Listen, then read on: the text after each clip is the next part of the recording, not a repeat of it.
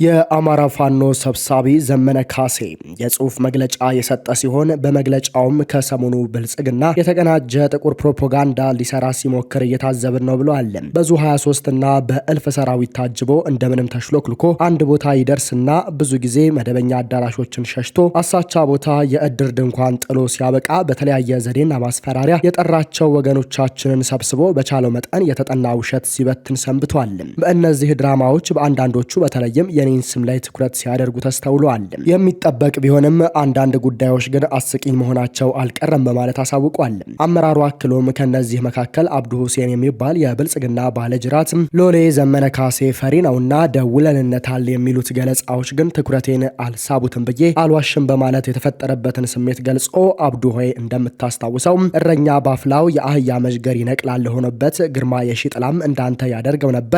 እናም የቢሮን በር ባንኮኒም ተደግፎ በቀን ብዙ ጊዜ ስሜን እያነሳ ሲራገም ይውል ስለነበር በ2014 ዓመተ ምህረት ባህር ዳር ከተማ ውስጥ በአንድ አጋጣሚ አግኝቸው የሚከተለውን አልኩትም። ግርማ ዘመነ ሲናገር ብዙ ሰው የሚሰማው ዘመነ መለኮታዊ ኃይል ስላለው አይደለም። ዘመነን ሰው የሚሰማው መከራውንና ከመከራው መውጫ መፍትሄውን በድፍረት የሚናገርለት ስለሚፈልግ ነው እና በቀን ለመቶ ሰላይ አበል እየከፈልክ ስትከተለኝ ከምትውል ቢሮም መጠጥ ቤትም ስሜን ስታነሳና ስትጥል ከምታደር ከጌቶችህ ጋር ቁጭ ብላችሁ ለትውልዱ ጥያቄዎች መፍትሄ አምጡ። ያኔ ዘመነ ልብሱን አውልቆ ጊዮርጊስ አደባባይ ላይ እርቃኑን ቆሞ ቢጮህ የሚሰማው አይኖርም። ትውልዱ መልስ ይፈልጋል አልኩት፣ አልሰማኝም። በመጨረሻም የሆነው ሆነ። በ5 ዓመት ውስጥ ምክትል ጠቅላይ ሚኒስትር እሆናለሁ የሚለው ግላዊ ምኞቱንም ባከነ በማለት አመራሩ ትውስታውን አጋርቷል። ዘመነም ሲቀጥል ዛሬም ተረኛው ሎሌ የገዛ ህዝቡን በድሮን እና በታንክ እያስቀቀለ ሳያፍር ህዝቡን ሰብስቦ ዘመነ ፈሪ ነው ማለቱን ሰማው። ባለፉት 14 ዓመታት ታውቀኝ ከነበር ጌቶችህን ጠይቃቸው። በ64 ክላሽና በአንድ ዲሽቃ ብቻ ከመሃል ባህር ዳር እንደ በሬ ነድቼ በታንክ ታጅበው ወደ አዲስ አበባ እንዲሮጡ ካደረግኳቸው አለቆችህ አንዱ ይህንን ጽሑፍ ስታነብ በእርግጠኝነት አጠገብ ይኖራል። መሃል ባህር ዳር ላይ ተቀምጬ መሃል ባህር ዳር ላይ ኮሎኔል ማርኪያቸዋለሁ። ረሳኸው? አንበሳ ድንገት ሸኮናው ክፍት ቢሆን እንኳን ልትበለው አትችልማ በማለት በእርሱ ላይ ስለተወራው ፕሮፓጋንዳ ምላሽ ሰጥቷል። አመራሩ መግለጫውን ሲቀጥል ሌላኛው ትኩረቴን የሳበችው የአብዱ ቅጥፈት ደውለልነታል የምትለዋ ናት። በአብዱና ጓደኞቹ አእምሮ ዘመነ ከብልጽግና ሰዎች ጋር በስልክ አውርቶ ያውቃል ማለት ነው የሚል ጥርጣሬና ግርምት ለመፍጠር ታስቦ መሆኑ ነው። እርግጥ አንድ ነገር አልዋሽም። እሱም በ2014 ዓመተ ምህረት አዲስ አበባና ባህር ዳር የሚገኙ የአብዱ አለቆች በአብይ አህመድ ታዘው በ3 ወራት ውስጥ 4 ጊዜ የሽማግሌ ቡድን ወደ እኔ ልከው ነበር። 4 ጊዜ የመጡት በአብዛኛው የሚቀያየሩ የሽምግልና ቡድኖች የሚከተሉትን ስጦታዎች ቅደም ተከተላቸው እንኳን ሳይቀያየር ያቀርቡልኝ ነበር በማለት የቀረበለትን እጅ መንሻዎች ዘርዝሯል። አንደኛ ከክልሉ ፕሬዝዳንትነት ውጪ የምትጠይቀንን ስልጣን እንስጥ። ሁለተኛ አውሮፓ ወይ አሜሪካ ልከን። ሶስተኛ ዲግሪህን ተማር። ሶስተኛ 10,000 ካሬ ሜትር መሬት ውሰድና የተወሰነው ክፍሉ ላይ እገሌ የተባለው ባለሀብት ግራውንድ ሲደመር 2 ቤት ይገንባል። የቀረው እስከ 30 ሚሊዮን ስለሚያወጣልህ ሽጠህ ትጠቀማለህ። አራተኛ የፖለቲካ ፓርቲ መስርትና በሊቀመንበርነት ምራ። ትንሽ አረፍም ትላለህ የተባለ መሆኑን የጠቀሰው ዘመነ አክሎም ታሪኩን ለማሳጠር እንደ ስጦታው ቅደም ተከተል ሁልጊዜም ተመሳሳይ መልሶችን እሰጥ ነበር ብሏል። የአንዱን ብቻ ለምሳሌ ለማንሳት የመሬትን ጉዳይ በተመለከተ ደጋግሜ 10,000 ካሬውን ስንዴ ዘሩበት ወይንም የከተማ ግብርና የምትሉትን አፋፍሙበት ብያቸዋለሁ። ከግርማ የሺጥላ እስከ ሽማግሌዎቹ የኔና የብልጽግና ሰዎች የግንኙነት ታሪክ ይህ ነው። ስለዚህ እነ አብዱ ወደ እኔ የደወሉት በምናብ ነው። አብዱና አለቆቹ ትንሽ እንኳን ማሰብ የሚችል አእምሮ ቢኖራቸው ዘመንንና ጓዶችን ያሳደገና የሚያውቅ ዓላማቸውንም የሚረዳ ህዝብ በፊት እንደዚህ አይነት የሚያስገምጥ ቅጥፈት ባልተናገሩ ነበር። ከሚሰበስቡት ህዝብ ቢያንስ ግማሹ ቢያንስ ለአንድ ጊዜ ከድሮን ወይንም ከሌላ ከባድ መሳሪያ አደጋ በተአምር የተረፈ ነው። ድሮኖቹንና ከባድ መሳሪያዎቹን ደግሞ ዘር አጥፊዎቹ አብይና እነ አብዱ ሁሴን እንጂ ዘመነ አልተኮሳቸውም። ለዚህ ህዝብ ተዋሻለህ በማለት አመራሩ ጥያቄውን አስቀምጧል። አክሎም ለሜጀር ጀነራል አዲሱ መሐመድ እንኳን እኔ መልስ መስጠት አይጠበቅብኝም። አንድ የመደብንለት የ27 ዓመት ጀግና አዋጊ ፋኖ አለ፣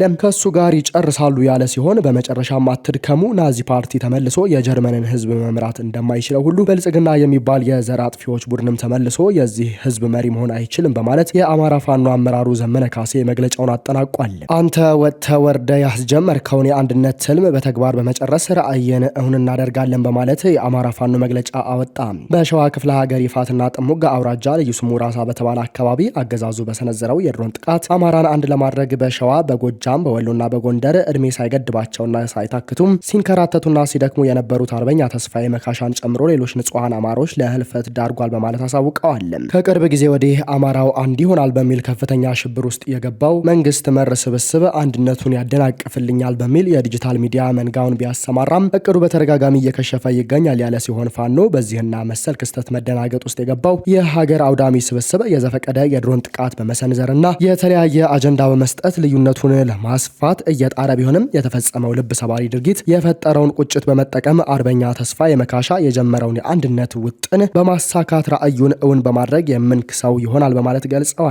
አርበኛ ተስፋዬ መካሻ ሀብተወልድ አርበኛ ብቻ ሳይሆኑ አባት፣ አስታራቂ፣ የአንድነት መንገድም አንድነትም ናቸው ያለው ፋኖ በመግለጫው የእኛ አባቶች ባስቀመጡልን ታሪክ ብቻ ሳይሆን በኖሩት በመስዋዕትነት የታጀበ ታሪክ አማራዊ ልዕልናና ጥበብ ዳግም በማደስ ከሌላው ሀገርና ነጻነት ወዳድ ኢትዮጵያዊ ጋር በመተባበር ሀገራችን ኢትዮጵያ ከገባችበት የቁልቁለት ጉዞ ነቅታ በልዕልና ትኖር ዘንድ በበርካታ ወንድሞቻችን መስዋዕትነት ህልውናችንን ከአለት በጠነከረ መሰረት ላይ እንገነባዋለን ብለዋል ፋኖ በመግለጫው። አርበኛ ተስፋዬ መካሻ የደከመበት የናፈቀው አንድነት መሰረቱ ተጥሏል። እንገነባዋለን፣ ጠላት ሺህ ጊዜ ቢለፋ ሺህ ጊዜ ቢጥር የጋሽ ተስፋዬና የሌሎችም ህልም እውን ይሆናል በማለት ፋኖ መግለጫውን አጠናቋል። ህዝቤን ለሚጨፈጭፈው ሰራዊት አባል ሆኜ የወገኔን እልቂት ማየት አሞኛል በማለት 14 ዓመታትን በሀገር መከላከያ ሰራዊት ውስጥ ያገለገለው መቶ አለቃ ደስ ይበለው ገድፍ ፋኖን መቀላቀሉ ተገለጸ። በመከላከያ ሰራዊት የሪፐብሊካን ኃይል ሜንቴናንስ መምሪያ ቡድን መሪና በመከላከያ ዩኒቨርሲቲ አውቶሞቲቭ ኢንጂነሪንግ የዲግሪ ምሩቅ በወታደራዊ ክፍል የ25ኛ ክፍለ ጦር አባልና በውትድርና ዓለም ለ14 ዓመታት በማገልገል የረጅም ዓመት ልምድ ያለው መቶ አለቃ ደስ ይበለው ገድፍ የአማራ ፋኖ ኃይልን መቀላቀሉን የአማራ ፋኖ ገለጸ። የመንግስት ጸጥታ አካል ከበላይ አዛዦች በተሰጠው ትዕዛዝ መሰረት በአማራ ህዝብ ላይ ግልጽ የዘር ማጥፋት ዘመቻ አውጆ ከተንቀሳቀሰ ጊዜ ጀምሮ በመከላከያ ሰራዊት ውስጥ ከጀነራል እስከ ተራ እግረኛ ወታደር ድረስ በየጊዜው የከዱ ትግሉን የተቀላቀሉ ሲሆን መቶ አለቃ ደስ ይበለው ገድፍ ከሪፐብሊካን ኃይል ሜንቴናንስ መምሪያ በመውጣት ለአማራ ህዝብ ነጻነት የሚዋደቀውን ፋኖን ተቀላቅሏል በማለት መግለጫቸውን አውጥተዋል። ፋኖ በመግለጫው የመከላከያ ሰራዊት ከተቋቋመለት ሀገራዊ ተልእኮ በተቃራኒው በራሱ ህዝብ ላይ ጦርነት በመክፈት ኢትዮጵያን ለመበታተን ቆርጦ ተነስቷል ያለው መቶ አለቃ ደስ ይበለው ገድፍ ሰራዊቱ የሀገርን ሉዓላዊነትና ዳር ድንበር ከማስጠበቅ ይልቅ በመላ ሀገሪቱ ሰፈር ለሰፈር እየዞረም ህዝብን መጨፍጨፍና መግደል ተቀዳሚ ተግባሩ አድርጎታል ሲል የቀድሞ የመንግስት ጸጥታ አባሉ ተናግሯል። ከተራ አባል እስከ ከፍተኛ የጦር አመራሮች ከአንድ ብሔር በላይ የተቋቋሙ የመከላከያ ሰራዊት ለግለሰቦች ስልጣንና ለመንግስት ዘብ ሆኖ ከመቆም ያለፈ ዓላማውን የዘነጋ የኢትዮጵያን ህዝብ ባገኘበት ሁሉ የሚገድል የሚያሳድድና የሚዘርፍ ወንበዴ ቡድን እየሆነ መምጣቱንም ጨምሮ ገልጿል። ከ5 ዓመታት በፊት የነበረው የሰራዊቱ አሰላለፍ ተቀይሮ በየሰፈሩ ምሽግ ቆፍሮ ውሎ የሚያድረው የሰራዊቱ አባላቱ በግዳጅ እየታፈሰ ሰልጥኖ የተመረቀና የተሰለፈለትን ዓላማ ጠንቅቆ የማያውቅ በመሆኑም በህዝብ ላይ እየደረሰ ያለው እልቂት በኢትዮጵያ ታሪክ ተፈጽሞ የማያውቅ ነው ሲል ሰራዊቱ ህዝብ ጠል እንደሆነ ታቅዶ እየተሰራ መሆኑን አመላክቷል። ከራስ በፊት ለህዝብ የሚለው የተቋሙ እሴት ተንዶ ሰራዊቱ ህፃናትን፣ ሴቶችንና እናቶችን በመድፈር ንጹሐንን በመግደልና በመረሸን የወንድ ልጅ ብልት የሴት ልጅ ጡት በመቁረጥ የራሱን ህዝብ በማዋረድ እጅግ አረመኔያዊ ተግባሩን ያለ ርህራሄ እየፈጸመ ይገኛል ብሏል። የአማራ ህዝብ በፋኖነት ተደራጅቶ ሊያጠፋው የመጣውን ኃይል መታገል ፍትሐዊ ነው የሚለው መቶ አለቃ ደስ ይበለው ገድፍ የመከላከያ ሰራዊት በሁሉም የኢትዮጵያ ህዝብ የተጠላ ህዝባዊ ድጋፍ የሌለውም ከህዝብ የተነጠለ ኃይል መሆኑን በአይኔ ተመልክቻለሁ ያለ ሲሆን የአማራ ህዝብ ለመከላከያ አይደለም ድጋፍ ለመስጠት ይቅርና የሰራዊቱን ዩኒፎርም ማየት እንደሚጠየፉ ተናግሯል። በመጨረሻም ትግሉን ከተቀላቀለ ቀናት ያሳለፈው መቶ አለቃ ደስ ይበለው ገድፍ የፋኖ ሰራዊት በአጭር ጊዜያት ያስመዘገበው ድል የዓላማ ጥናት፣ የትጥቅ ሁኔታ፣ ጠንካራ አደረጃጀትና የማይቋረጥ የህዝብ ድጋፍ ያለው መሆኑን እንዳስደነቀው ጠቁሞ የመከላከያ ሰራዊት ከጊዜ ወደ ጊዜ እየተመነመነ በሻለቃ ሊኖረው የሚገባ ከ480 ያላነሰ የሰው ኃይል በሚደርስበት ምትና የሰራዊት ኩብለላ ወደ 180 ሰው ኃይል በማሽቆልቆል እየተበታተነ መምጣቱን አክሎ ገልጿል በማለት ፋኖ አሳውቋል። እስራኤል ለሶማሌላንድ የሰጠችው የአገርነት እውቅና ላይ የተሰነዘረ ያለው ተቃውሞ የግብዝነት ማሳያ ነው በማለት የእስራኤል የውጭ ጉዳይ ሚኒስትር አጣጣሉትም። እስራኤል ከሶማሊያ ተነጥላ ነጻነቷን ላወጀችው ሶማሌላንድ እውቅና መስጠቷን ተከትሎ የተለያዩ ሀገራትና ድርጅቶች ተቃውሟቸውን ባለፉት 3 ቀናት ሲያሰሙ ቆይተዋል። ከሶማሊያ ማዕከላዊ መንግስት ተለይታ ከ30 ዓመታት በላይ ራሷን ስታስተዳድር ለቆየችው ሶማሌላንድ የነጻ ሀገርነት እውቅናን መስጠት እስራኤል የመጀመሪያዋ ሆናለች። በርካታ የአረብ ሀገራት፣ የአረብ ሊግ፣ የአፍሪካ ህብረት፣ ኢጋድ፣ የአውሮፓ ህብረትና ሌሎችም እስራኤል ለሶማሌላንድ የሰጠችውን እውቅና አጥብቀው አውግዘውታል። የእስራኤሉ የውጭ ጉዳይ ሚኒስትር ጌዲዮን ሳኦር አገራቸው ለገጠማት ጠንካራ ተቃውሞ በሰጡት ምላሽ ሶማሌላንድ ባለፉት ቀናት የተፈጠረች አይደለችም በማለት ለ3 አስርተ ዓመታት በላይ የቆየች መሆኑን አመልክተዋል። ሶማሌላንድ ከ34 ዓመት በላይ እንደ አገር የቆየች ናት ያሉት ሚኒስትሩ እስራኤል በሰጠቻት እውቅና ላይ የተሰነዘረው ጥቃት ግብዝነት ነው በማለት አጣጥለውታል። እስራኤል ለማን እውቅና እንደምትሰጥና ከማን ጋር የዲፕሎማሲ ግንኙነት እንዲኖራት የምትወስነው በራሷ ነው ያሉት የውጭ ጉዳይ ሚኒስትር ሳአር አገራቸው የገጠማትን ተቃውሞ ውድቅ አድርገዋል።